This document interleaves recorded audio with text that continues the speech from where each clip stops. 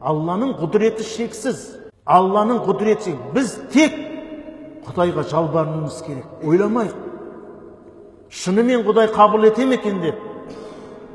Алла Субхану тағала Құран-ы Кәрімде айтады: "Фадғуни астажиб лакум." Сендер дұға етіңдер, мен қабыл етемін де. Сондықтан ғалымдарымыз айтады, тіпті кімде-кім шынымен де Құдай қабыл ете ме деп күмәнданудың өзі күнә деген. Өйткені Алланың уәдесі сөзі хақ.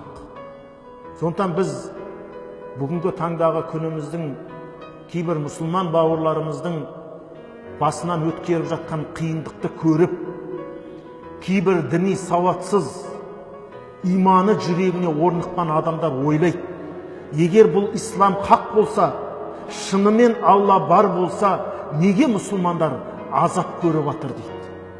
Неге мұсылмандар езгі көріп жатыр дейді? Деген ой бар адамдарда. Бірақ біз ақиданы білеміз.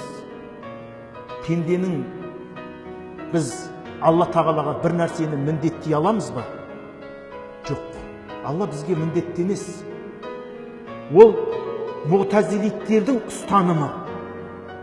Алла адамды жаратты ма, оны хидаятқа бастауы Аллаға міндет дейді.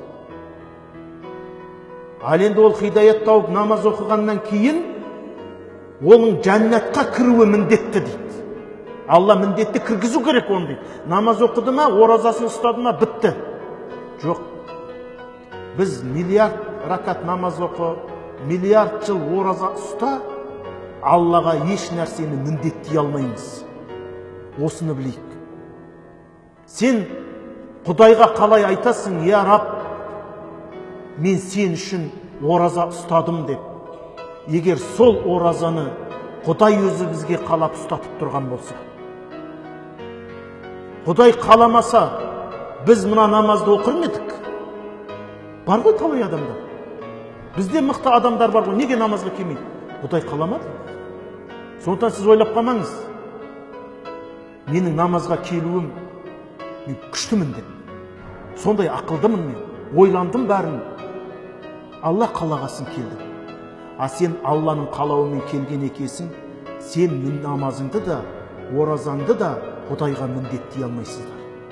Құдай кімді қалайды, оны жәннатқа кіргізеді. Кімді қалайды, оны тозаққа кіргізеді. Бұл әхлі сүнна, хақ жолды ұстанушы мұсылмандардың сенімі.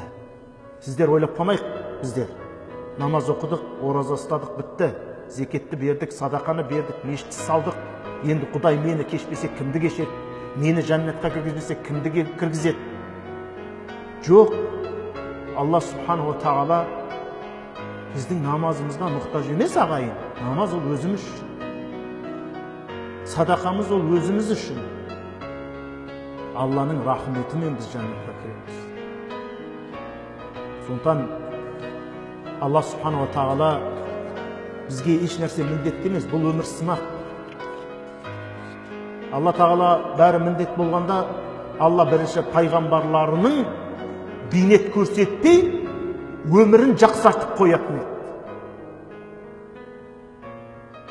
Сондықтан біз Аллаға еш нәрсені міндеттеміз. Біз Алладан үміт етеміз: Алла, мені кешірші.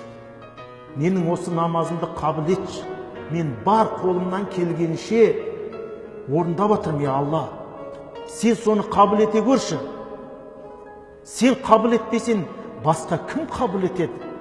Сен мені кешірмесең, басқа кім мені кешеді? Деп Аллаға біз жалбарынуымыз керек. Біз намазға келдік деп көкірегімізді кермейік. Біз намазға келдік деп басқадан ардақтымыз демейік. Алланың кімге қаласа, оны өз фадыл мархаметімен жарылқайды.